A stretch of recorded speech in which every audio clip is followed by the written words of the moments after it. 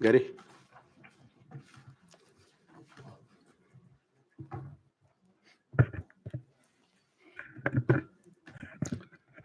Right. Good evening, members, officers, members of the public, and the resident watching online.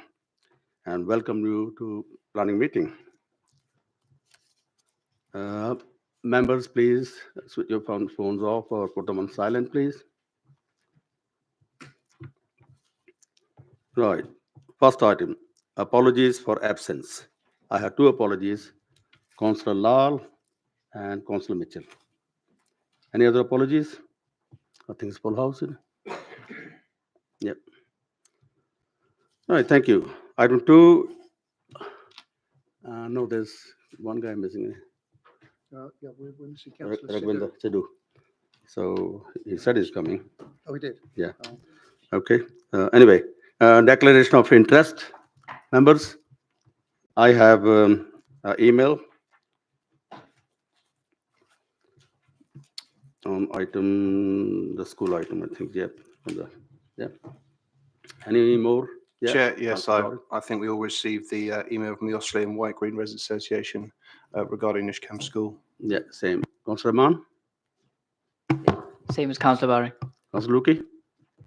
Yeah, Osley and White Green Residents Association. I'm not taking any part in anything prior, but my ward colleagues here today, let them do a bit of work on it. Thank you. Councillor Akram. Same email received. Same. Councillor Foot. No. Councillor Stoutrup. Any more? Yeah, same. Everybody are the same, yeah. Thank you. And any communications from the members? Nope. Okay, thank you. Let's go to item 4. It's Nishcam School, West London, Cyan Lane. Matthew, who's taking it? Yeah, go on. Thank you, Chair. Good afternoon, everyone. My name is Matthew Rees. I'm the Head of Development Management. So this application is on Nishcam School. Nishcam School is a all-through free school, 1,400 pupils that was opened in September 2018. So I'm showing the location of the school on the screen currently. It's got Cyan Lane running to the northeast, Wood Lane to the southwest. It's up near Oskley Tesco's. I think most people know where it is. So it is in the Ostley Park Conservation Area. It is within Metropolitan Open Lands, and I will move on to describe what the proposal is for. So it is a proposed extension to the existing school building. It measures 10 metres by 14 metres and it reaches 2 stories in height. So I'm going to flick through the presentation relatively quickly because it's quite a small extension. So what we're looking at here is we're within the school grounds. We're looking back towards where the extension would be going. Again, some more photos showing much the same thing. So this is a view from outside the site looking in. So it's Wood Lane on the left-hand side, and that's Brayborn Drive on the right-hand side, and it's the pedestrian access to the school. And you could you would be able to see in the background where the school extension would go.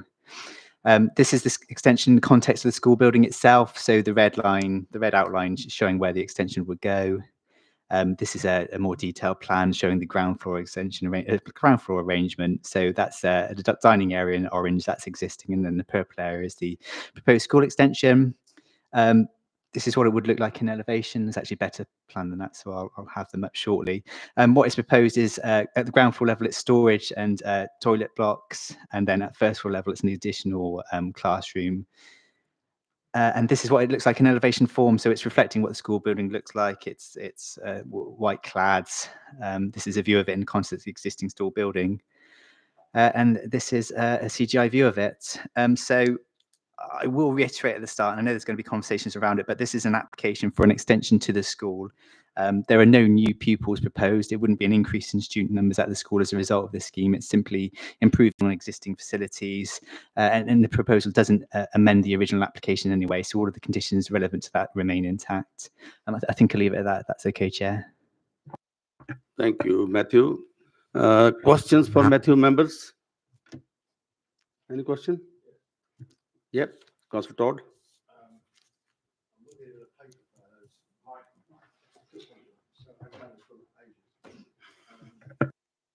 looking at the paper submitted by OGRA, which makes some very fundamental views that inhibit possible development. Would you like to comment on those, or is it for them to speak to? I think we're getting representation, so if you want to put them to us and answer afterwards, that's fine. But I'll put it a different way then. Yeah. Not trying to put you on the spot, but is it for us to form an opinion as to those projected views, or will you endorse them or reject them? So what I would say is that a number of concerns that have been raised in this letter and will be raised, I assume, tonight are relevant to aspects of the operations of the school that's not relevant to this application. So I think in response, it's likely to be that we will say this is an application solely to consider the extension. It's not to consider the issues, enforcement and otherwise around the site. So that's what we will be saying in response to that. So, yeah. Councillor Bowring? Yeah, there's just one I wanted to pick up on and understand more if this is a material concern, and if so, what weight should be given. It's in the submission from OGRA where they state that the applicant states that the site cannot be seen from a public road, footpath, byway, or other public land. They've submitted a photograph. I did not a site visit, I observed from the public highway. Wasn't entirely sure if I was necessarily looking at the same spot, bit hard to sort of work out, looking at Google Maps on my phone, but I think that potentially seems to be the case. So just your thoughts on that, and if that is a material concern and what weight it should be given. So yes, I agree. I do believe you would be able to see it from the public realm. So we're looking back towards the school, and you can clearly see through the pedestrian entrance towards the school buildings, and that extension will be located on the southern side. So it is part of your consideration. So your consideration will be, given it's visible from the public realm, it is the design of the scheme, it's the scale of the scheme, detracting from the character appearance of the area. So that would be the view you'd have to form, whether that design is detrimental to the area. And how much weight should we be giving that consideration? The weight you give it is for yourself as a decision maker. I'm we're obviously recommending that harm is not significant on the basis that it's a relatively small extension in the context of the school building. And when you do see it from the public realm, you're going to read it within the footprint, within the appearance of the building behind it anyway. So we're making the recommendation it's not causing harm to the character of the area. Councillor Luki? Yeah, thank you, Chair. Where do the do you know where, or tell us where if you've been there? Where do the pupils change at the moment? Hang on, sorry. You can tell me that then. Go on then. So it's a very small plan that I presented, and apologies for that, but it's towards the centre of the building as it stands. They have to go back towards the middle of the building, it's my understanding, to use the changing facilities. But they are they're purpose-built changing facilities at the moment. I believe so, yeah. And will they be looking to take those out? And what are the what's going to happen to those changing facilities? Are they going to look to convert them into something else? So they haven't put that to us, no. So we don't have that information in front of us. I don't believe we have asked, no, not that specific question.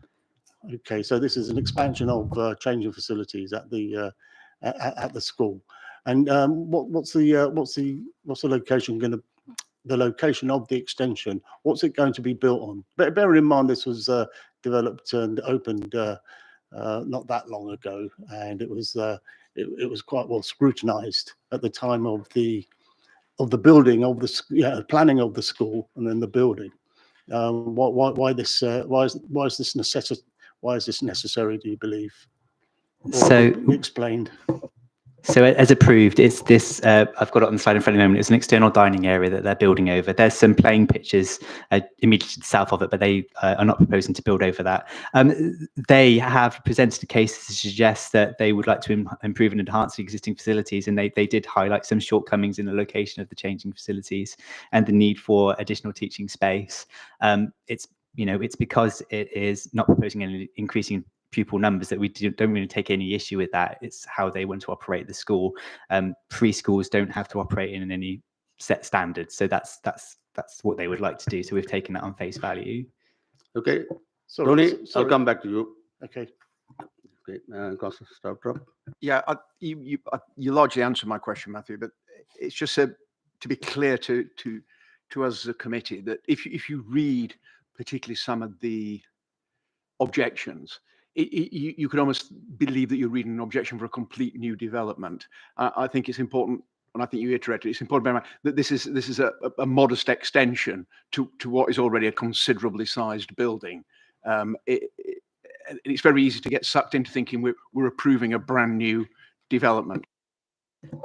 Yeah, and thank you. You've helped me with the answer there. But yeah, so looking at extension, and so you probably want to make it clear that there are issues around the school. There's an enforcement issues which you are being taken very seriously. And were members to choose to approve this extension tonight, it wouldn't compromise that enforcement investigation that's ongoing. You aren't committing. You're not suggesting that it's okay to do anything else on the site. It's purely focused on this extension. So. More questions from this side? No? Tony, do you have another question? Go on. Of course. Thank you, Chair. If building changing rooms on the edge of the site, on the edge of the school, there's a condition that we do not let that nobody else uses this uses these facilities for sports or anywhere else. We have adequate in the area. Is that condition would still stand because it does lend itself to it could lend itself to a renting out to outside bodies, outside Tony, I teams. think it's said in the report somewhere. Well, I'd like not everybody watching this has read the report, Chair. Yeah. Yeah. Well, go on. Sorry, you want to answer that? Oh, yeah, so sure. So it doesn't amend any of the original conditions of the planning application. It doesn't change how the school operates. It's just a simple additional facility, so it wouldn't alter any of that. So just to clarify, no. If there was an attempt to rent this out, that any access would not be from Wood Lane. Any access would be from Sign Lane, if at all. Yeah, so it would be subject to the existing requirements as part of the original planning conditions. Okay, thank you, Chair. Thank you. Before I take the speakers, I forgot to do minutes, members. Okay, very quickly. I'll do together accuracy and materializing. Anybody? Agreed? So I can sign that, yeah?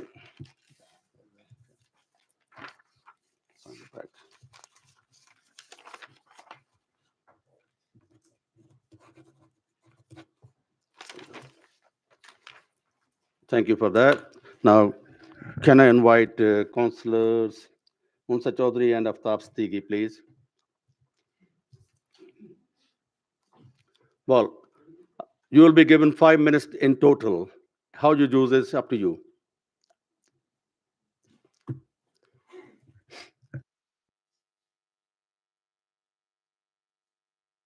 And your time will start as soon as you start speaking, and we'll let you know when 30 seconds left, yeah?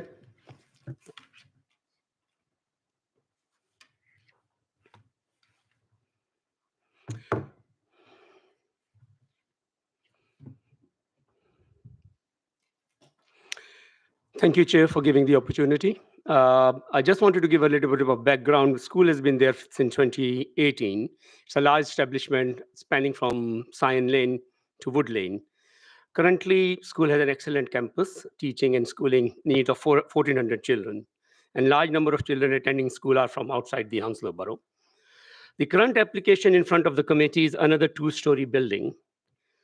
The total area is around 1,500 square feet, which the new building would occupy.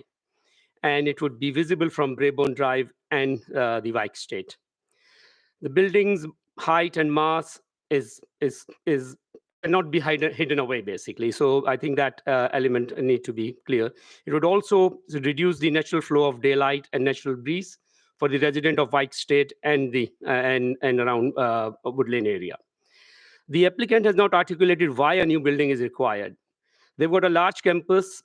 As of today, there are 1,200 students in the school, and they're around the capacity when it was built was for 1,400 students. So already there is extra capacity within the existing very large campus. So it just kind of, I think it's very unsatisfactory that we could not get the complete information.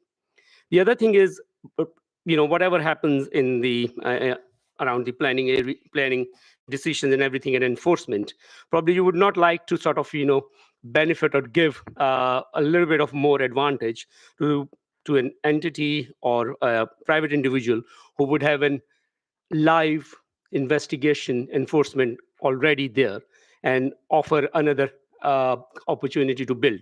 So I think that is an issue which we need to consider. We can't really not consider that at all. And I think on that aspect, I would say that the application is a bit paradoxical because the students will have reduced access to open space. The neighbors would suffer. The natural environment would be reduced. And I think the issue is that the Sport England has not been consulted fully. I just could see just one short email coming in and no clarity. So I think that needs to be done also. And the bottom line is that this application does have an impact on the nature and on the neighbors. And there's no consideration given in this planning application and no sort of, proper arrangement with sort of, safeguarding the nature and the neighbors' right. I'll finish there. Thank you, Chair. So I'm just going to quickly skip over the pleasantries because of the time. But I called in this application due to the impact on my residents if it was approved. There are quite a few inaccuracies in the report. If you have read what OGRA have circulated with the committee, you will see that some of them to highlight are impact on local trees and hedges and the fact that actually neighbours would see it. We have seen that the conditions that have been applied in previous approvals have been negated and blatantly disregarded. Given the application's shortcomings and the lack of consideration for the neighbours and the wider community, it doesn't seem appropriate to approve this application in its current form. Additionally, committee, we need to ask, why is the school putting in a new request for substantial work so soon after it was first put in an application where they said that they had considered the size and they had considered the need at the time of the initial build? So what is the actual need here? We need to consider our residents, we need to consider our community, and we need to acknowledge the impact it's going to have on them if approved in the current form. NISHCOM could and should indeed be a strong asset in the area, but they need to respect and work with the community first. I request that the committee reject this application due to the inaccuracies and the issues raised. Thank you. Yeah, can you stay there, please? Members will ask questions. I'll ask the first question. Comment is, Councillor Siddiqui, they said very clearly there's not going to be any more pupils. The number of pupils is going to stay the same. But my question is, how far is the nearest resident building? You said that it's going to affect the light there? You said in the speech. Yeah, thank you, sir. I think in terms of the new people, there is a bit of inaccuracy in the planning application because somewhere down the line it says 60 classes for 60 students. Then already we've got 200 capacity already available in the school. So I think it's just a bit of muddled kind of communication from the side of the planning kind of side of things. So that's the hopefully that answers your query, because we think that there is addition of 60 new students coming in. This is what it says, but it needs to be clarified. Okay. Yeah. So, the second part. So the second part is that with the school, what the planning documents or report tells us is one is 70 meters, the other is 80 meters. But I think that is also to be considered that it would have been quite okay if that violation of the current situation where they've taken off the tree and disturbed very ancient woodland. If that would have not happened, then it would still be sort of hidden a little bit behind that. But somehow or the other, I'm not sure what instigated that they have kind of taken bulldozers to, and I've been on the site when it was happening, so probably I can give you a very accurate view. There were heavy land moving machinery, which was just taking away everything out of the site. So now that is very clearly seen from 80 meters or 70 meters. And 80 meters from you and me, basically, that could be other side of the kind of, the hall. And it's a clear site. And it does stop basically daylight, and it would have an impact. People would feel that they have been kind of, they are overlooked by a building around their own living spaces. But overlooking is a different thing. But as far as the light is concerned, 70 meters is a long, long way. Anyway, ask other members here. Councillor Sidhu. Thank you, Chair. Councillor Siddiqui, you said most of the students are outside the borough. Do you have any evidence for that? That's a very good question, sir. I do not carry any evidence at this moment of time. I've been on the site, and that is a general assumption, but I could call the planning officer to substantiate that. And we should see how many students are within the borough and how many are outside the borough. That would help further understanding this application. Just to add to that, we have requested this information in the past and we haven't been given this information. So we have asked how many pupils actually do come from outside of the borough. So no, what you stated is that most of the students are outside the borough. So do you have any evidence which states that most of the students are outside the borough? Yeah, sir, if you allow me. No presumptions. Do you have any evidence? No. I think in absence of providing, and this is, and we are not really, don't want to go into that situation, but this is Mr. coming. Siddiqui, you raised that. Yeah, no, and definitely. That's what I'm saying. I don't want to go into this situation where there has been not a very free flow of information coming from the school and understanding. As my colleague Unsa mentioned, that we have asked, but the information is not forthcoming. But if you visit the school, I live in the borough. I live next to, very near to another school, and if there are a lot of cars coming, children coming from, being driven to the school, and that is an indication that the children are coming outside the borough. Sorry, borough is from Chiswick to Bedford. Yeah, People coming from Bedford will come in a car. That's fine, sir. And we have got a school which is Boulders Academy, and you don't see the same situation there. So we can make a judgment call in terms of what's happening there. There is a traffic situation for this side, at this school, more than the Boulders Academy. So that gives me an understanding that a lot of people are outside the borough who are using the school facility, which is equally good. If we would have park and stride and the responsibility which the school should have put in together, and they have been here since 2018, we are in 2023. Up till now, they could not put a travel plan, they could not put a park and stride arrangement formally so that the parents can park and let their children come in. This is the biggest issue, and that is why I'm saying in my presentation that schools in action is pitching the neighbors against the parents, but the control to all that lies with the school. They should have done the job. And just to add to that, initially when the application was put forward, Nishcom did admit that most of their pupils would be coming from outside of the borough, and that is the numbers, and that's what they said. And they said over time that would change and it would become more local. So that is what we've asked them for, to see the evidence. It has become more local, but we haven't seen that based on, as Councillor Siddiqui said, the people accessing the site. Thank you, councillors. Sorry. Okay, thank you. Okay, Councillor Atom. Mr. Siddiqui, my question is, how many emails and objections you receive from the local resident? Sir, the planning application would have received 7 objections, which I've seen in the documents. Apart from that, if Ogra represents a very large section of the community, so what they say does matter because they are sort of representation, a very strong representative of the local community. The other thing is we've got the White State representative also. So I think the group represents the wider community here, and there have been 7 objections already on file. And can I add that we've had objections from people on Wood Lane, Zion Lane, as Councillor Siddiqui mentioned, Braeburn Drive, White Estate. So it's not just the surrounding roads exactly, it's the roads around it, because they are all being impacted by this. Thank you. Councillor Bowring, yeah, sorry. Can I just go back to your comments about blocking out neighbours' light? I'm struggling to understand how a 2-storey building from 70 or 80 meters away is going to, in a material way, block out any light. No, that's a good question, Councillor Bowring. And I think my view is that this is a shared environment. Open environment is a shared environment. You live across the road, and if something comes up, basically, it does hampers the free flow of light and air you were getting before. So I think I would sort of, given the opportunity, I would sort of, coach it that it's relatively what it was before, and after the building, there would be a change. That's how I will coach it, and I hope that lands well with you. That does answer my question. Thank you. Sorry, can I just add? I feel like I'm saying that a lot. But issue here is that there was greening, as Councillor Deaky mentioned, in that space. That's been removed.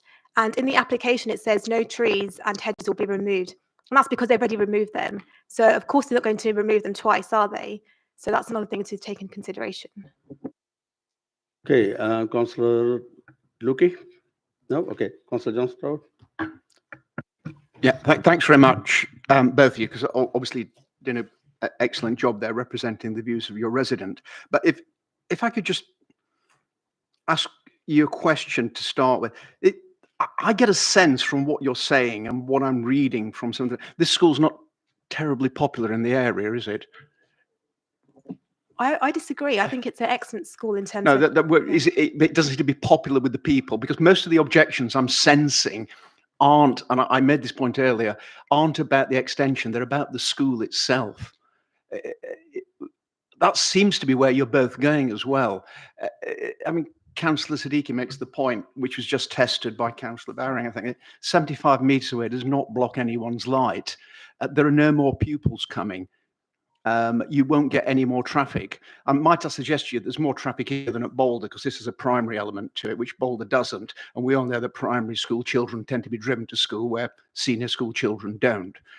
And we also know that there are transport plans which are in place. And this school was mentioned at the local area forum recently, that London Transport for London looking putting more bus routes in to get pupils from other parts of the borough. And so some of that's going to go away. And I still can't get away from the sense that these objections are not about the extension. They're about the school, because it's unpopular with your residents. Have I summed that up fairly, or have I missed the point? I would say that's not fair, because I don't think the school's unpopular with the residents. I think the way the site has been developed and is being developed, that's what's unpopular. It's not the school. It's got nothing to do with the provision of the school. It's to do with the building of the environment. So if they're requesting to build an extension, then obviously that's what's going to have an impact on the school and on the residents. Yeah, and in terms of what you said about the bus route, that will serve the borough, and that will hopefully be a great option. But aside from that, we're talking about outer borough, so I'm not sure how the bus route will serve those. Yeah, but as was teased out by my colleague, that's pretty much based on assertion rather than fact. And well, it is. Unless you can produce some numbers, it's an assertion. And ducking the issue and saying, well, we watch people coming doesn't really cut it. You've got to have numbers. And we did have numbers, as I mentioned, when they first put the application in, those numbers were there.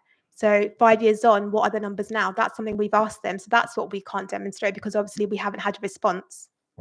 And I would just add here further to very sort of pertinent comments made by Councillor John, is that I think we have looked at the existing space, its function within the environment, and all the suggestions and sort of comments made relate to this planning permission being requested.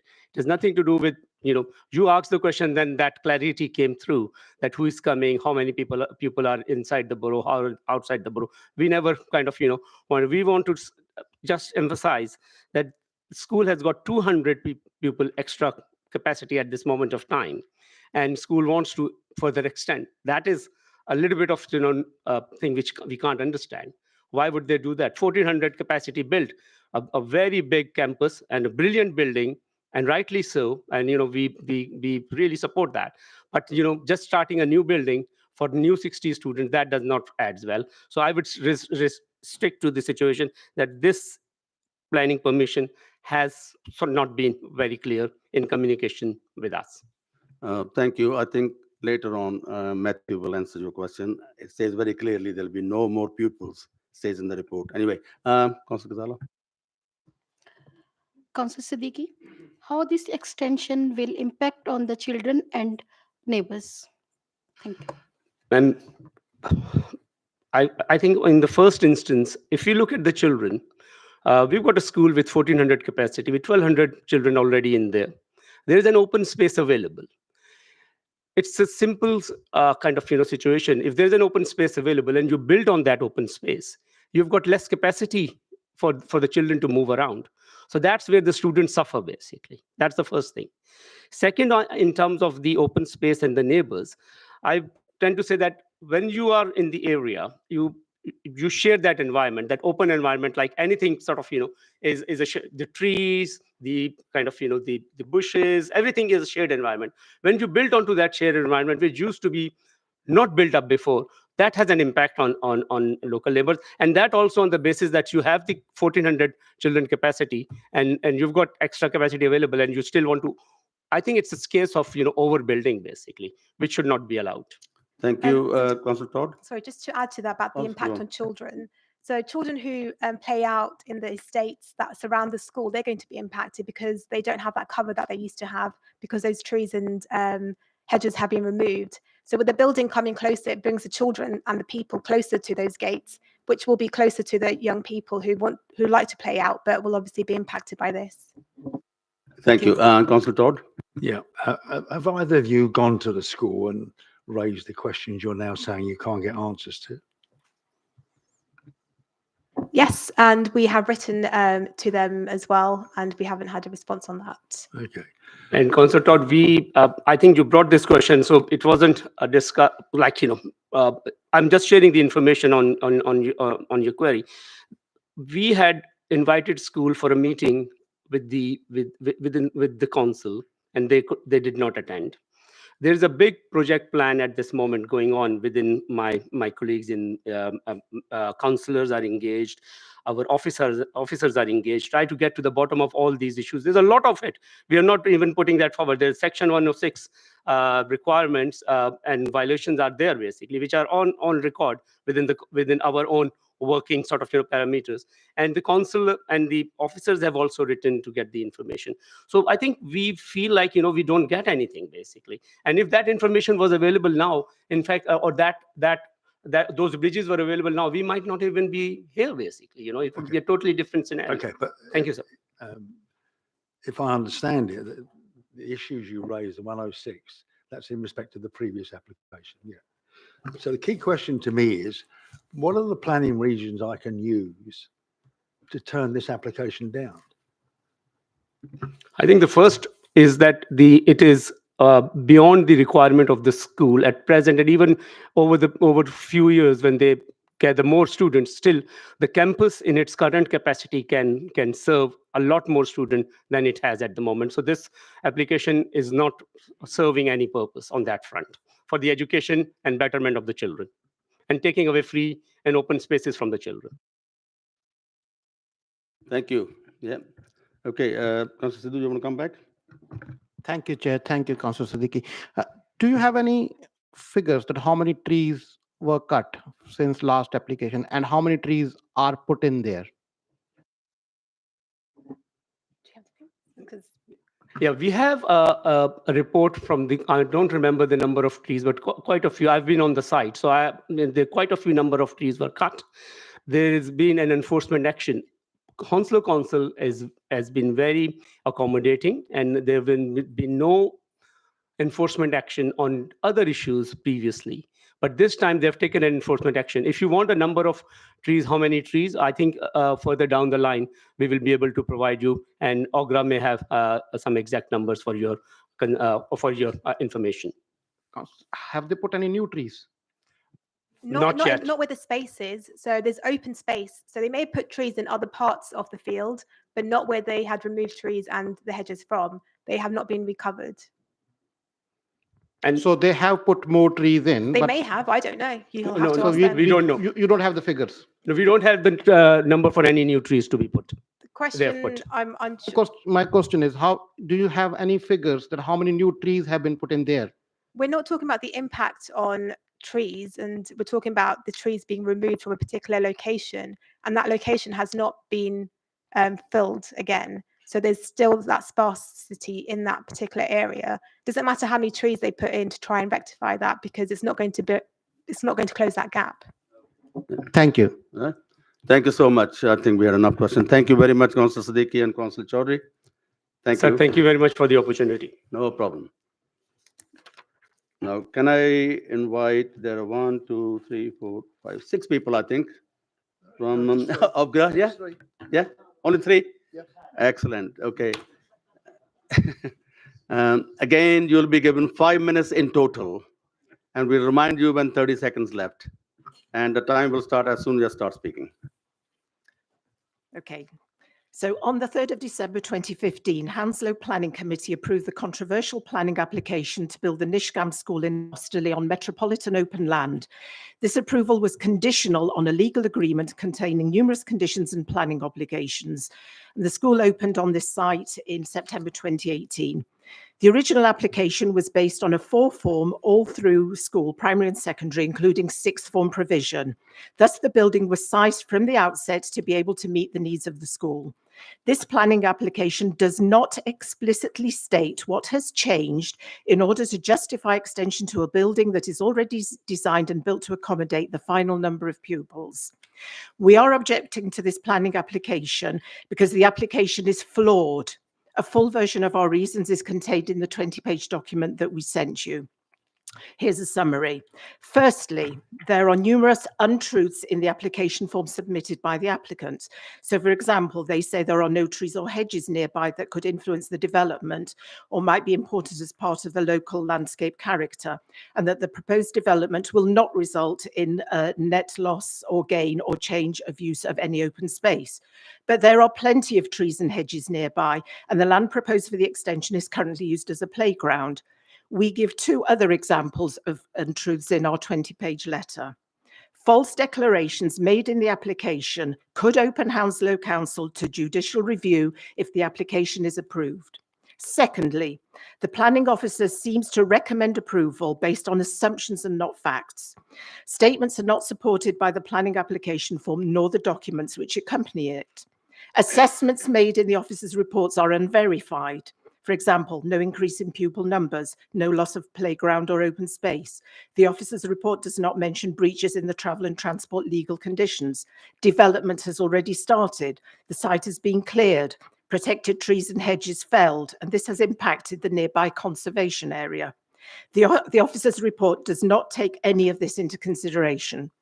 The school will be 10 metres closer to neighbours. The playground will be pushed further towards Wood Lane and Braybourne Drive. The school's already flattened the grass mound, which acted as a visual and sound barrier on the Wood Lane side to make space for the loss of playground area. They did this without planning consent.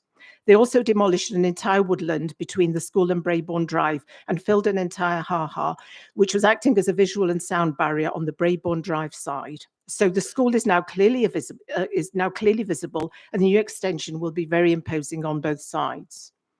The school is already in breach of its travel plan obligations and is not currently meeting the agreed targets. It is generating considerably higher volume of car traffic than what is allowed. More than 60% of pupils are coming by car, and the target was 15%. It does not have the agreed legal number of 3 park and stride sites. Only 1, the Tesco car park, remains, but that's without an official agreement. The numbers of school buses have remained the same for the past 5 years, notwithstanding the obligation to increase them. The school was aiming to establish its cohort within a more local catchment area to aid walking. A heat map of pupils' locations has not been provided in 5 years, despite numerous requests, unlike other schools. The report mentions the investigation into the felling of protected trees and hedges within the ancient woodland. However, it fails to mention the breaches to the legal agreement. While linked to the original school planning application, these breaches are relevant to the current application because they impact residents visually with greater noise levels and ever-increasing traffic disruptions caused by the high number of cars arriving in the area at drop-off and pick-up times. We've listed the breaches of planning conditions in the letter that you've got.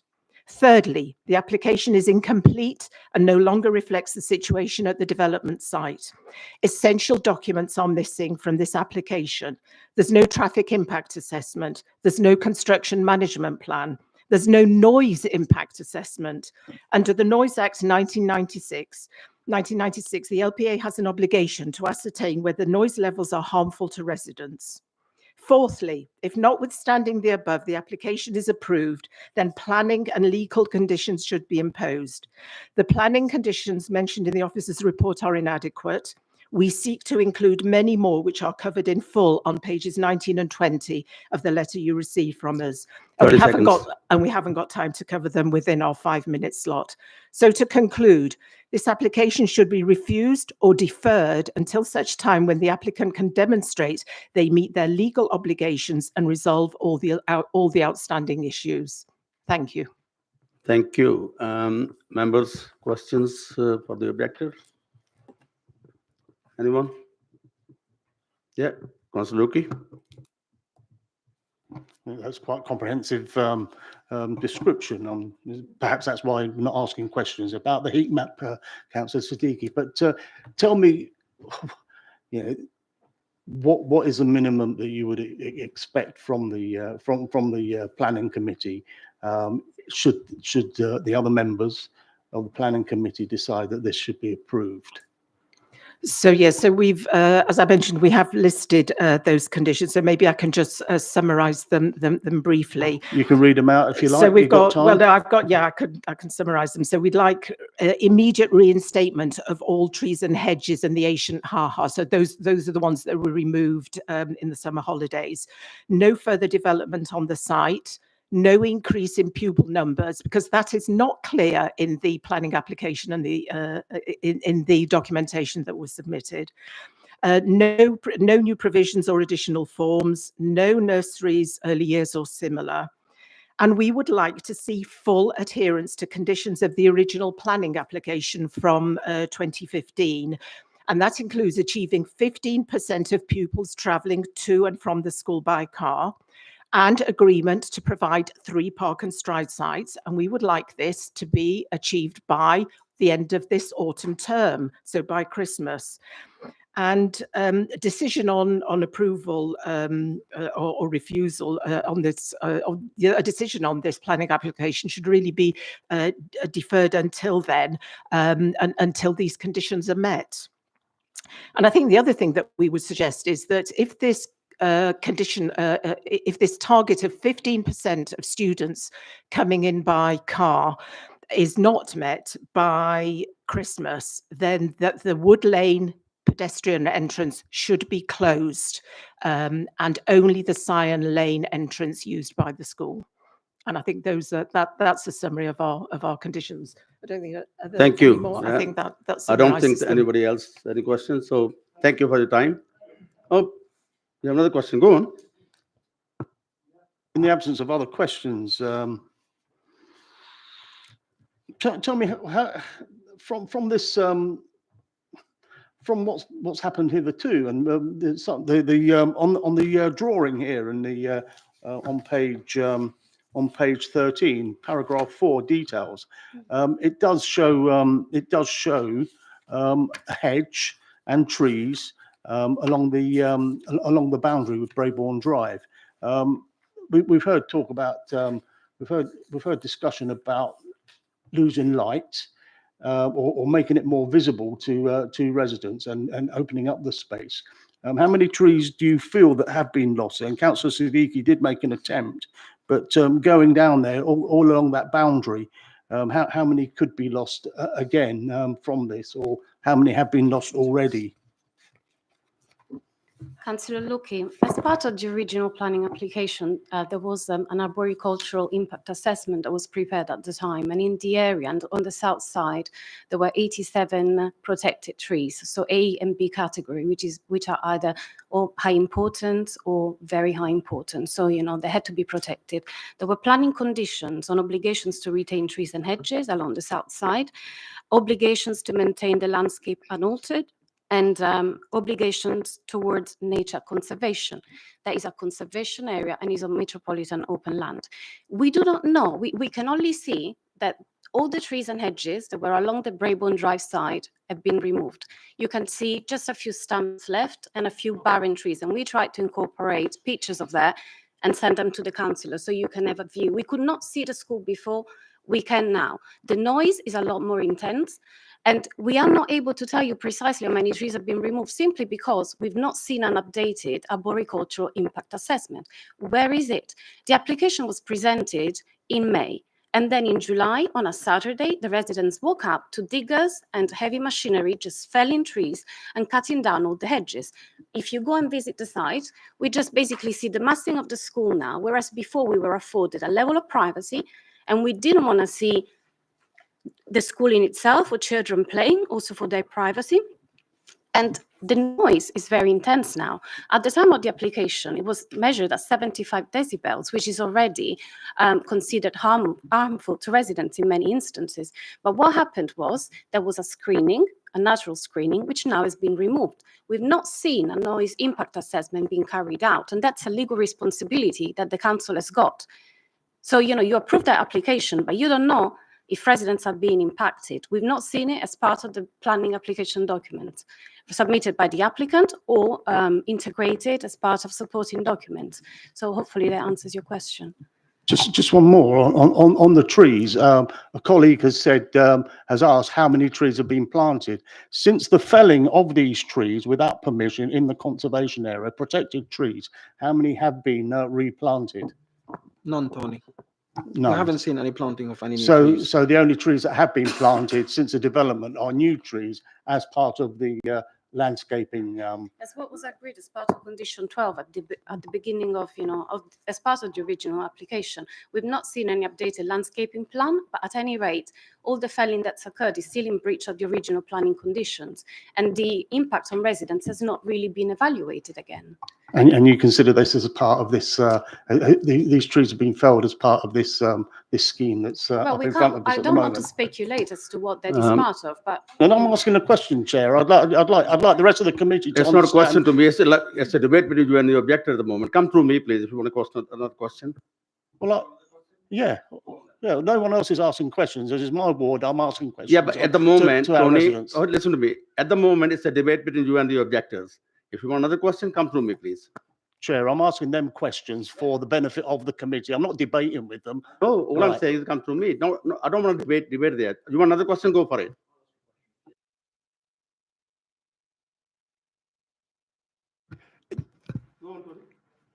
So do you consider this, the felling of the trees, as part of this, the felling of the trees that happened in July on a rainy Saturday morning without permission? Do you consider this felling as part of this whole scheme to increase the play area, to increase the building site to the detriment of the play area? So just to clarify for the committee here, there was an ancient haha, okay, and an ancient woodland, which hasn't been touched in many, many years because it was fenced off on our side and fenced off on the Nishkam side. So that actually haha was completely and untouched. It was a natural habitat for many species there. And we wake up one morning and it was completely taken down and absolutely demolished. The haha filled. Now, the way they got the rubble from, they have a mound, a beautiful grass mound, which was acting also as a visual and a barrier, a sound and visual barrier on the woodland side. And they took the rubble from that mound and they filled the haha with it.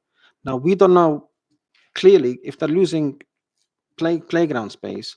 We're suspecting, and this is only suspecting, that they might be wanting to replace that. And to replace that, they demolished filled the haha and flattened it. So they maybe to expand the playground to replace the loss of playground because of this planning application. Now, this is how we feel as residents, what's been going on. And just to add, none of the work has had any planning applications done for it or no approval or anything. There was no planning application to demolish trees in conservation area. And even before they've done that, they employed tree surgeons and they started chopping trees down and cutting trees without even any planning applications way before they'd done this work in the summer. So they've been doing work, they started doing this work in April. And nobody was consulting about that. Nobody was mentioned. No application was sought even before that, way before that. Thank you. Thank you. One more. Go on, last one. All right, okay, I'll condense it. Since the school opened, there have been a number of meetings with the school about travel, about their travel plan and adhering to the travel plan. How many of these have happened, and how many? What has been the outcome of these discussions with the school on the travel to school to reach the 15% by car? Yes, so we had our first meeting with the previous head, Tom Cragg, about, I think it was February 2018, so about 6 months before the school opened. And we had regular meetings, probably every 6 months, with the school, and we had a good relationship with the with Tom Cragg, the previous head teacher. In the travel plan, when you looked at it, it suggested that the school would have a travel coordinator, and I think we had assumed that they would organise meetings. That was not the case. I think I organised all the meetings. I tried to get the dates. I tried to make sure that we could get transport officers there, representatives of the local community who were affected by traffic, and we would ask, and I think, yes, and there were supposed to be travel surveys done regularly. And I think the travel surveys were done a bit of a back of the envelope job, and they were done only when we were about to have a meeting. We never got the full results, so I could never compare them properly with what was in the planning application. However, you could see that initially it was coming out to about 80% of children being driven in by car. And I think it then dropped to about 75%. And I think the last time we had any information, and it wasn't even split then between secondary and primary, so you couldn't even compare it again with what was in the original planning application. And I think that was done in the autumn of 21, just before Tom Cragg left. Then last year, so the new head started in January of 2022. So we allowed a few months for him to settle in, and we contacted him towards the end of the summer term in 22 and asked for a meeting. There was no response until September, after the summer holiday, and we didn't have a meeting until November. And again, at that meeting, the head only wanted me to be at the meeting. And I said, well, I don't think that's quite right. So Councillor Luke, you were there, and we had another resident there. And we've issued minutes of meetings, but not much has been achieved. And in fact, what we've seen in the last year or so is that the school is putting all of the responsibility for the traffic, the traffic on the council. It's up to the council to find cars that are coming into the area.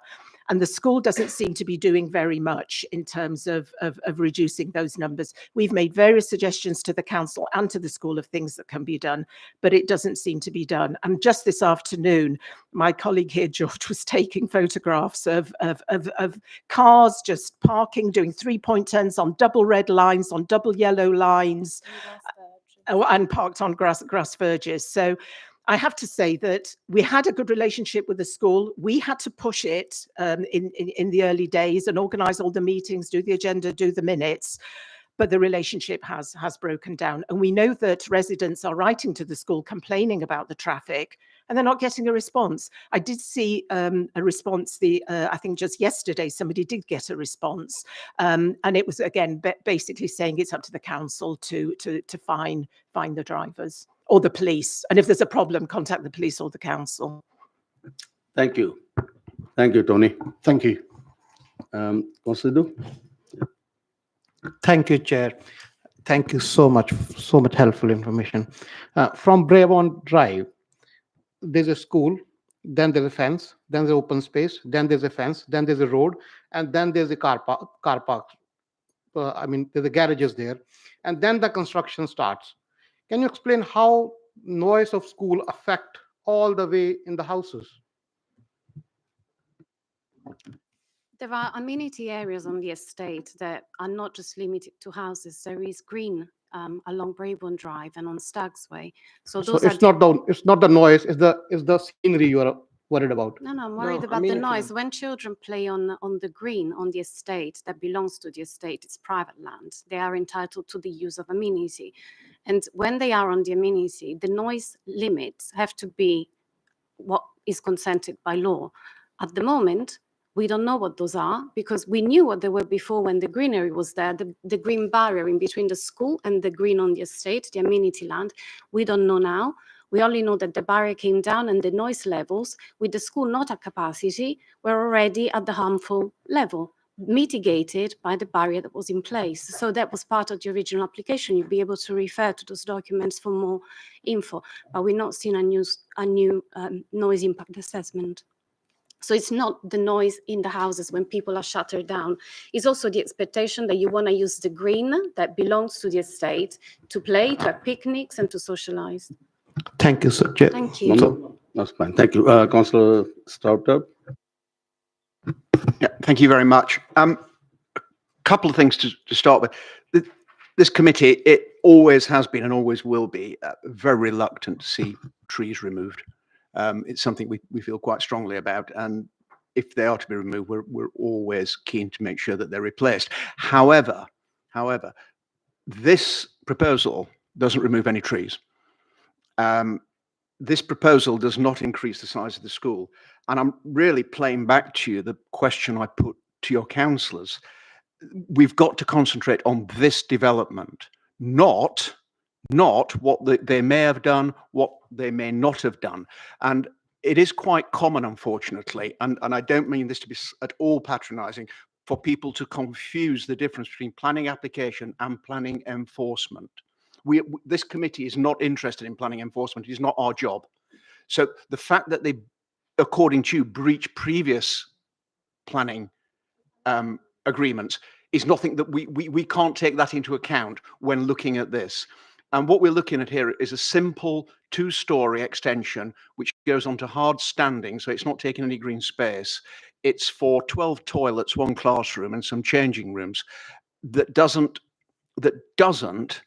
as far as we can see, looking at the diagrams, dramatically change the aspect of the school. So, and I know it's very difficult for residents not to inject a degree of emotion into this, but if you could tell us not what they've done, but what is specifically wrong with this, that we could take in what we would call hard planning considerations, which is loss of light, loss of space, too much massing, overcrowding. The increase in traffic won't play because there are no more pupils coming to the school as a result of this. So that's what you need to focus on, I'm afraid, not what they may have done in the past or what they may do in the future. 100%, Councillor, and thank you so much for the opportunity of clarifying these matters. If we just can start from the end when you said there will be no more pupils coming to the school. If possible, Mr. Rees, I would like to know where in the planning application it says there will be no additional intake, because it says the classroom is for up to 80 children, but it does not, sorry, up to 60, but it does not categorically state that those children will not be additional to the existing cohort. So neither in the application documents nor in the design and access statement, it says that there will not be additional pupils. Could you clarify where it unconditionally states that this is not new pupils coming to the school? Because this is the first point in planning, I suppose, and maybe I'm not allowed to ask questions, but I would like to raise this point and see black and white, because I couldn't find it myself. In terms of the decision you need to make on planning grounds, I put to you that the application comes accompanied by a basic document, which is the application form. On the application form, the applicant has to state basic truths about what they are requesting. Now, in the documents that we put forward, we highlighted a few that have been misstated by the applicant. Hence, there is confusion.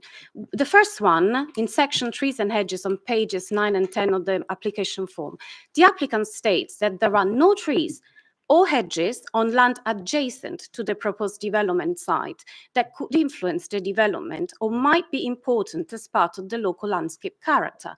Now, this is a mistruth. At the time the application was lodged, there were many trees that were protected and many hedges, but the applicant stated otherwise. So that's a planning consideration. Well, sorry to interrupt you, but they're not planning to, and could I actually refer you to paragraph 7.10? That's where they say there's no more children coming to the school. Well, that's what the officer says, but not the planning application. Not the planning application. I would like to know where in the planning application it states that the applicant states. Chair, can I give a point of information? I spoke with the admissions team yesterday on this matter. I spoke with the admissions team about this.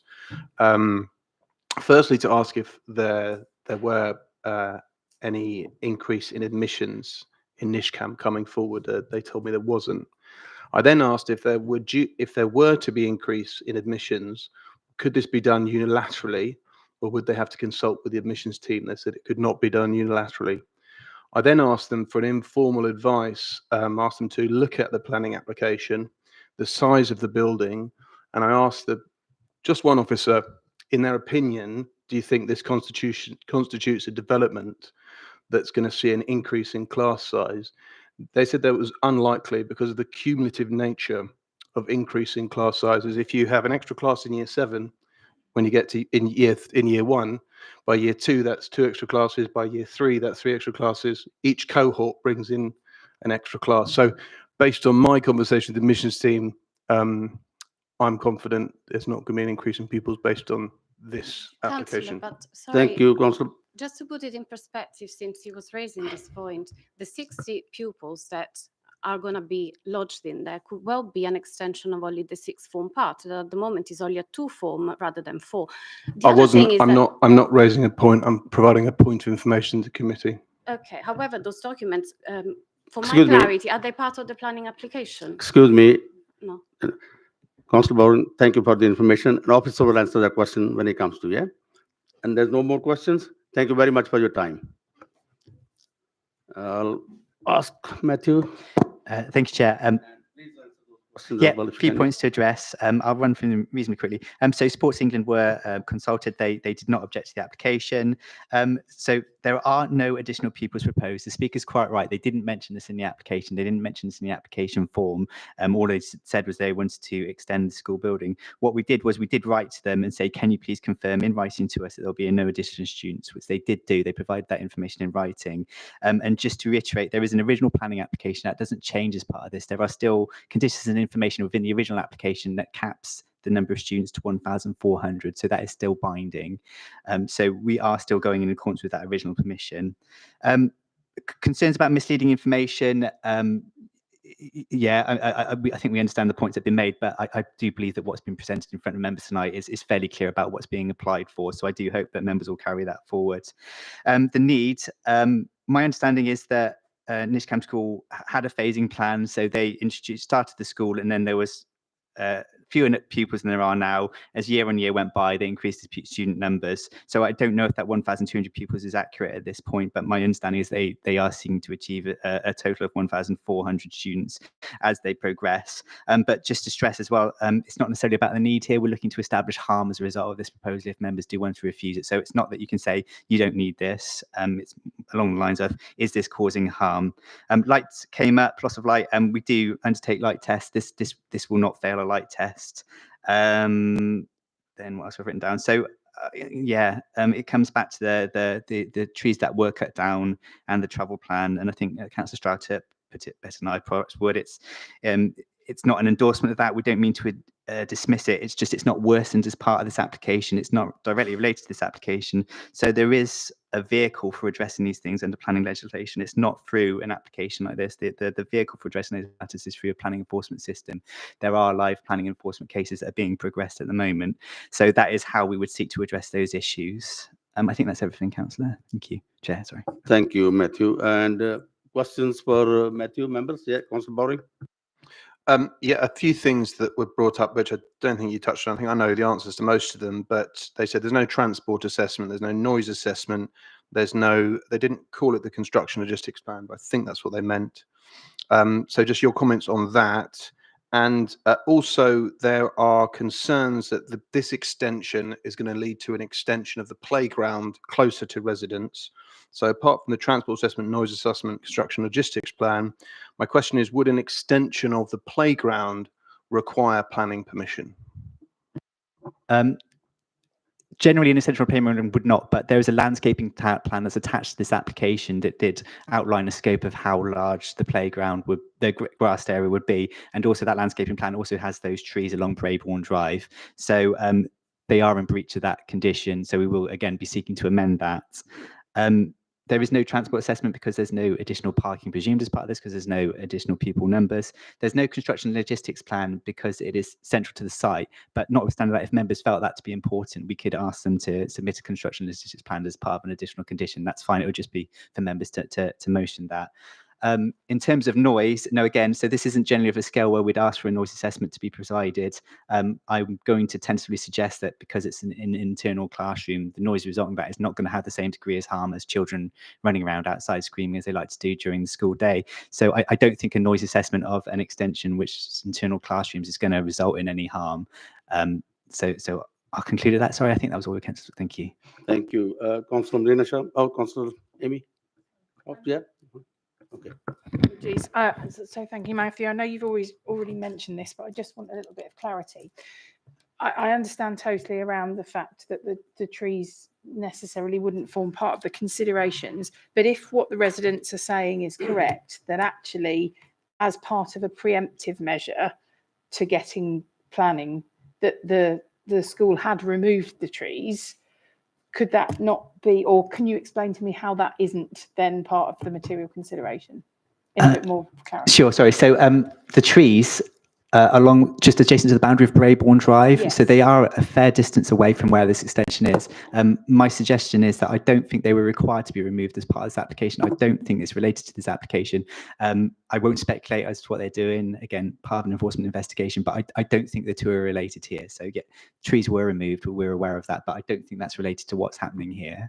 Okay. If they were removed from the site on which the extension was going to be put, then would we be able to consider them? I'm just trying to make sure that I understand what would fall within and without. That's quite a technical legal question. I'm going to tend to suggest that perhaps probably you could, because there is going to be a landscaping plan that may require replanting in a similar location. So we would probably have to pause the application then to sort out whether they would have to replant trees in that location. Whether it was a reason for refusal is a slightly different matter, but we would have to deal with that application before, with that issue before presenting the application to you for sure. Okay, thank you. Councillor Luki. Yeah, thank you, Chair. Matthew Rees mentioned seeking to amend the landscape plan. Which landscape plan would you seek to amend? The one with this application, or the one with the wider landscape plan that came with the long drawn out planning application for the original school? So yes, that's the original landscaping plan, which conditions as part of the application to construct the school in the first place. So that had details of trees to be retained. And will that be consulted on? There's with residents who've shown a great interest in this so far. So that's part of the enforcement investigation. There may well have to be a retrospective application to address that matter. We're not at that point yet of concluding how to pursue this the enforcement investigation. And the previously located bund facing Wood Lane that was removed to facilitate those tree removals. I think the concern is, that this is creeping, and this will creep further along to the boundary. And then Councillor Siddiqui said, not what Councillor Siddiqui said, but we have widened the area there between the school buildings and Braybourne Drive has been widened. Okay. And how is that going to be protected? This is going to creep. How can you condition that there will be no more? There will be no more creep to Braybourne Drive to the filled in drainage ditch that's going to cause more flooding in the future. The particular answer I give, sorry, is that doesn't form part of this application, therefore it's pushed down the line. If they wanted to do additional extensions, we would again need to consider that particular issue. So yeah, the Ha wall is part of the enforcement investigation again. Okay, sorry, Chair, but how can we prevent, this committee prevent or encourage through condition there'll be no further extension to those grounds? You lose a playground or you lose an outdoor eating area. Yeah, how are we going to prevent it being replaced by something else a little bit further south of the site? So I think, as I've previously suggested, that there is a breach of planning control here. I believe there to be. I mean, please don't hold me that. That's not a legally binding statement. They're already breaching a condition here by having this creep, by removing these trees. So we already have the mechanism to control it by virtue of addressing that presumed reach of planning condition. Sorry, I don't know why I'm being so careful about that. But so you wouldn't need to add any additional conditions as part of this because we've already got that vehicle for addressing that particular concern, which is through the additional original landscaping plan. Okay, so just more on the conditions, Chair. On page 19 of the Ostley White Green Residents Association's document, in paragraph 4, there on page 19, how many of those legal conditions would we find any difficulty in adding to the conditions for this, if should permission be considered? Immediate reinstatement of all trees and hedges that have been felled. Yes, that's part of your other investigation from July. Reinstatement of the ha-ha fine. No further development allowed on site. How can that be conditioned? Can that be conditioned? So there are 6 tests of a planning condition. One of those 6 tests is that it has to be related to the development proposed. Therefore, you couldn't require the reinstatement of the trees. You couldn't require the reinstatement of the ha-ha wall. You wouldn't you wouldn't say no further development on site because that would in itself would require planning permission in the future. So it would be an unnecessary condition, which is another test. That's the same with the extensions on new outbuildings. And no increase in pupil numbers, I think I've already suggested, is already controlled through the original planning application. There is a condition to limit the number of pupils in accordance with the submission at that time. So I don't think any of those conditions lawfully, legally would be either legal, nor would they actually achieve much over what the additional conditions we have are at the moment. I'll come back to the numbers in a minute after we've continued down the page.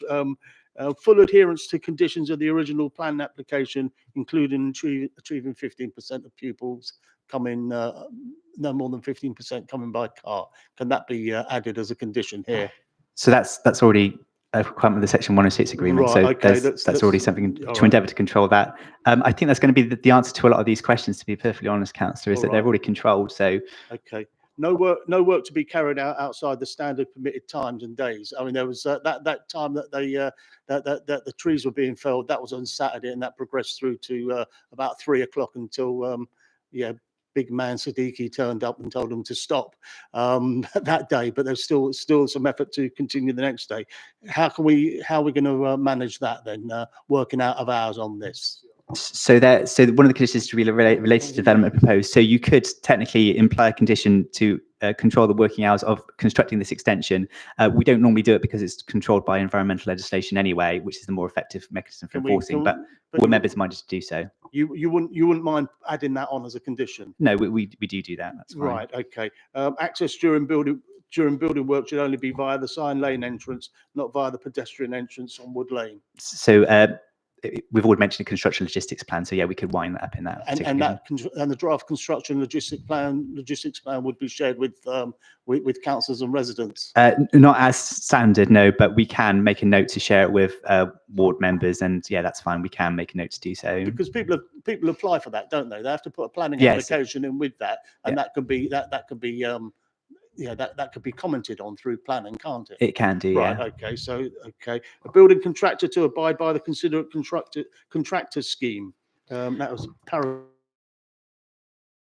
would that be included? So in the absence of a Section 106 agreement, we wouldn't normally apply that. It wouldn't normally apply to something of this scale. Again, if you wanted to move a planning condition for them to be part of the considered contractor scheme, I don't think we've done it before, but I can't off the top of my head think of a legal reason why you wouldn't do that. So That'll be good. We don't want people operating dumper trucks in flip flops without hard hats even. I've seen that happen in the borough, unfortunately. And there should be a limited number of external bookings for community use, restrictions on hours and noise levels of this. Are we allowing community use? Sorry, Councillor Foot. No, I'm on board as well. So there is an existing community use agreement. Again, yeah, there's nothing stopping you from moving condition to add a community use agreement to be agreed as part of this extension. I'm going to tentatively suggest that's perhaps unnecessarily in light of the existing community use agreement, but notwithstanding that, there is potential to do that, yes. Okay, and again, no access permitted from Wood Lane for any external bookings. solely use the Cyan Lane entrance, and a detailed review of conditions every September. I don't know about that, but we can review that, can we?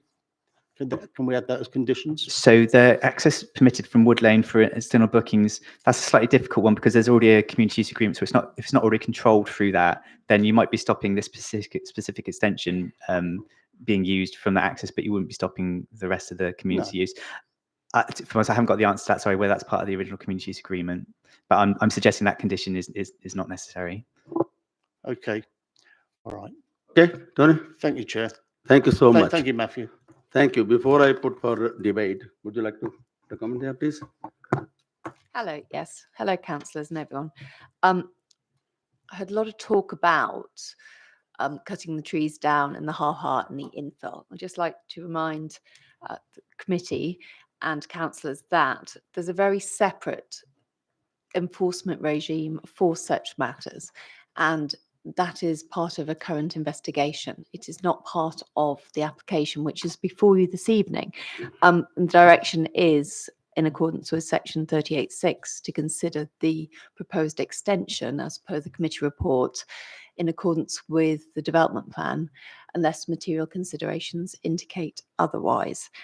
So that's what I'll ask you to do this evening. Take on board what you've heard, but remember the direction to determine the proposed extension which is before you. Thank you so much for your information. Okay, it's open for debate. Yeah, Councillor Sidhu. Thank you, Chair. This is very small extension, and this is just outbuilding. At the moment, there's a playground where they're building that, and which is just next to the main building. School is doing excellent job for the community, and I propose approval.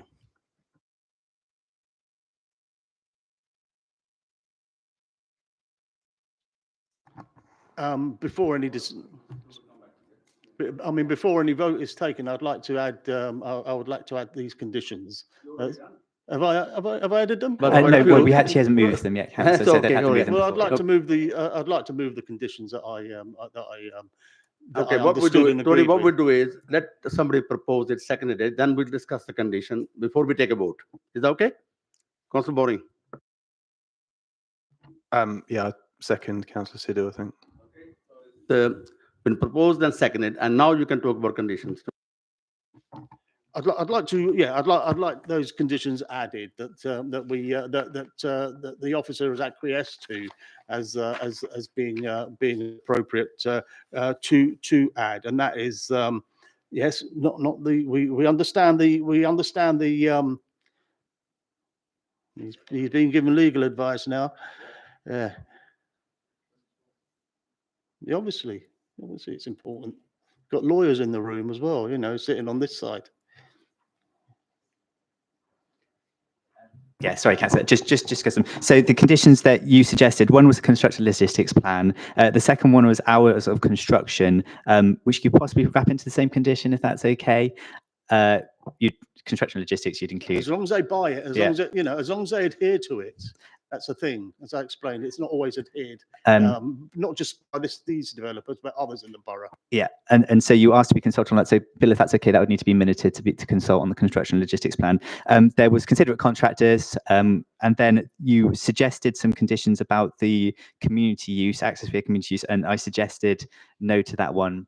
Obviously, maybe that's part of the debate that you have, but I don't think that's going to achieve what people are hoping to, given there's an existing community use agreement in place. Thank you, Matthew. Okay. Now, Tony, have you got another condition? Well, it's part of the debate. I think it's been proposed and seconded. I'm taking the condition from you. That's all. No debate. Okay, but on these conditions, I mean, this is a sensitive site, and I know officers have started working on this with residents and with councillors, and should continue with it, and not give any. Not give any leeway on these conditions that have been annoying people for a long time. And in terms of the heat map, Councillor Sidhu, it's been asked for a number of times. We got a heat map for Boulder Academy. We've never had one here, and you could prove Councillor Siddiqui wrong with his assertion that. Thank you. We were taking conditions, Councillor Luki. Thank you very much for your contribution. No, it's very generous of you, Chair. No, thank you. It's been proposed, seconded with those conditions for the approval? I'll take the vote for that, for the approval, please.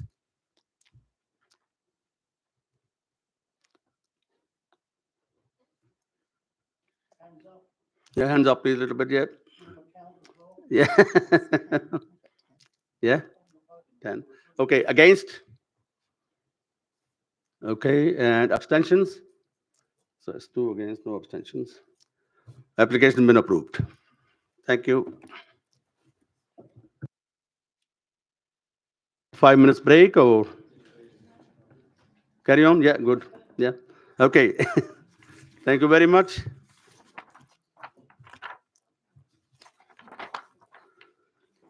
We'll go to the next item, which is a square, Southall Lane. And Matthew, take that Me one. again, Go. sorry, Councillor, yeah. So I'll start off by saying that this application is in front of you tonight because it's got a Section 106 agreement attached to it. So we need your authority to enter in Section 106 agreement. There were no objections attached to this application. I will skip through it relatively quickly, if that's okay, and then leave the rest to questions.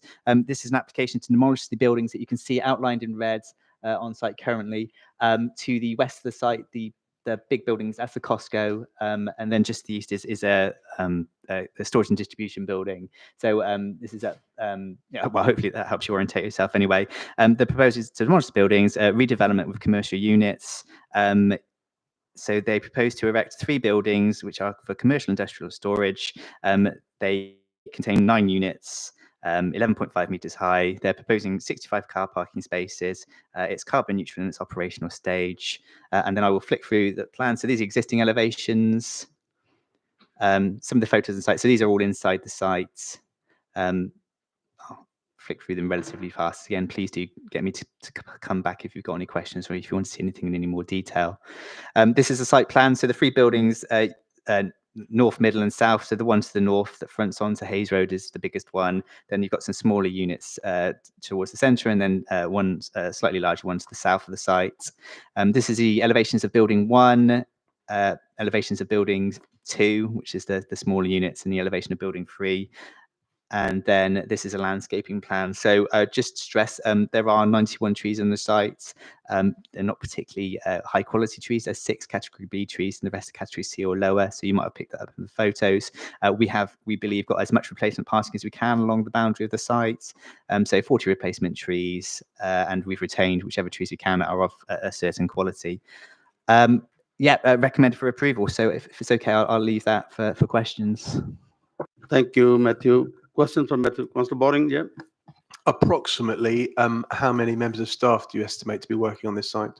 So they don't have an end user yet. So this is often the case is that they design the buildings, they construct them, and then they can do internal alterations. We don't know what business is going to move in, but what they did do is give us to say that it's up to 219 employees. So up to 219. Thank you. What cycle parking is there on site? So it was, I think it was about 20 cycle parking spaces. It was in accordance with it was in accordance with standards. It was about 20. Sorry, it is in report pack. It's not a lot, but that's what we asked for this type of business. Can we impose a condition to increase that? Yes, you can. Yes. Thank you. Okay. I think tell us what the what's the content of the proposed Section 106 agreement here, please, Matthew.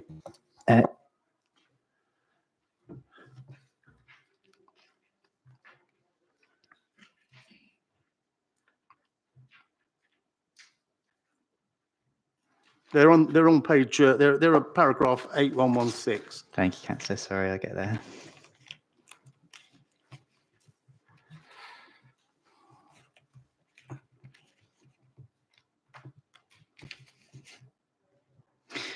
So highways works, access travel improvements to the sum of 37,000, restricting HGV movements from the site, a travel plan, job brokerage and construction training, and a considerate contractor scheme.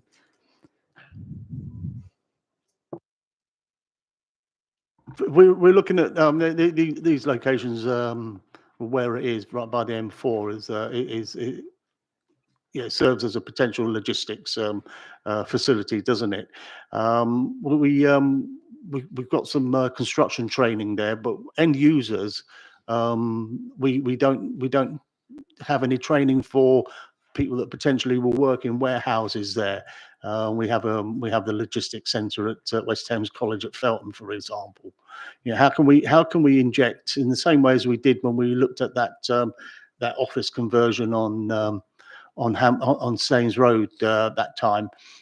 We talked about we talked about catering training, for example. How can we add and get whoever end user via the developer to commit to forklift trucks, warehousing, other logistics training here? Yeah, well, we can through specifics of the Section 106 agreement. So we haven't done that up to this point. So it might be the case that I need to write everything down that you've just said and put it to developers and look to secure it through the Section 106 agreement. Job brokerage in there. So this is the kind of thing we look at doing. But you've mentioned some specifics, which I imagine haven't been looked at yet. All right. Can you remember what I said? No, but I'll watch, Neither it, back. I'll can watch I. it back on YouTube, Yeah. Councillor. But by all means, put it in writing as well if you want to. But I'll pick up the video. Watch a video. Yeah. Yeah. Okay. Thank you. Thank you. Any more questions for Matthew? Nope. And there's no speakers on this one. So Matthew, you already answered everything, I think. Okay, it's open for debate. Councillor Boring? I think we should approve this, and I'd like to include a condition for 30 Sheffield stands, 10 cycle parking suitable for cargo bikes, and for the cycle parking to be covered from rain. Is it okay, Matthew? Would I be able to ask you why you've come up with those numbers? Sorry, Councillor, to pick us up, because we may be at some point asked to justify that level of requirement. Is it about 20%? But if you feel that the numbers need to be changed to make it go through and work, then that's flexible. But that's in which case, can we say that is what has been moved? We'll endeavour to secure that. If for every reason there's a problem, perhaps we'll consult Councillor Bowen and then through you see if you wanted to come back to the planning committee about it, if that's okay.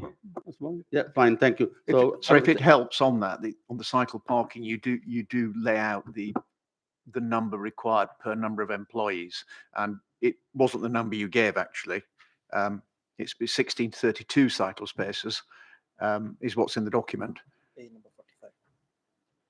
Thank you, Councillor. In which case, we'll go away and yes, just go with for it. information. Yeah, okay, thank So you. it's not quite as bad as you pointed out, but I think I would agree with Councillor Baring that covered spaces and cargo bikes, it's the way of the future.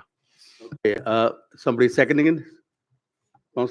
Yeah, okay. It's been proposed and seconded. We'll take a vote for the approval. Against? Abstentions? One abstention. It's been approved. Thank you. And is something on, everybody got addendum report? There is one item on that. Matthew, yes? Yeah, late item. Yeah, could you take that, please? Thank you, Councillor. So this is a late item which we've added to the agenda, and apologies that it is late. I'll explain what it is and then say why it's an urgent item. But what it is that we have delegated powers to refuse applications, including major applications, which is what we've done here. What we don't have delegated authority to do is enter into a Section 106 agreement with a developer. So we refuse this application. The developer has now appealed it. When it comes from an appeal, a planning inspector asks us to negotiate and agree a Section 106 agreement in the event that they choose to approve the application. So that's the situation that we're in. This is an urgent late item, again, because negotiations were taken up to a point and then the planning inspector told us he wanted this Section 106 agreement secured within a certain time frame. So that's why we had to add it as a late item. So again, apologies for that. So we've made a decision on the application. This is the odd situation. So we can't ask for your views on whether the scheme is acceptable or not. We've already refused it on grounds of mix of accommodation, standard of accommodation and design. It is on the screen in front of you at the moment if you did want to look at it. But what we're asking is for the authority to enter into the Section 106 agreement as is stated in front of you within the report. Okay, any comments or questions? Yeah, Councillor Todd? It's my ward. I'd like to recommend the action proposed. Excellent. Any more? Okay, thank you. So is there recommendation that authority be delegated to the Director of Planning and Buildings to enter into Section 106 legal agreement with the applicant to secure planning obligations? Should planning permission be granted by the Planning Inspectorate? I'll take the vote for the approval. Against? Abstentions? Approved, yeah. Thank you. Don't think there's any other item, is there? Oh, just. No, but before that, there's another item on the, just for the noting, there's another item on this, 6B, is it? 6B, members noted, this report is to be noted, yeah? Excellent. Thank you very much. The meeting is closed. 8:30. Record. Thank you very much. Chair, are members being asked to stay behind? Yeah, I'm just asking there. Now, can I please ask members if they want to stay this for the, there are two presentations, and I agreed we'll give 30 minutes to each. That's 15 minutes per presentation, 15 minutes for answering.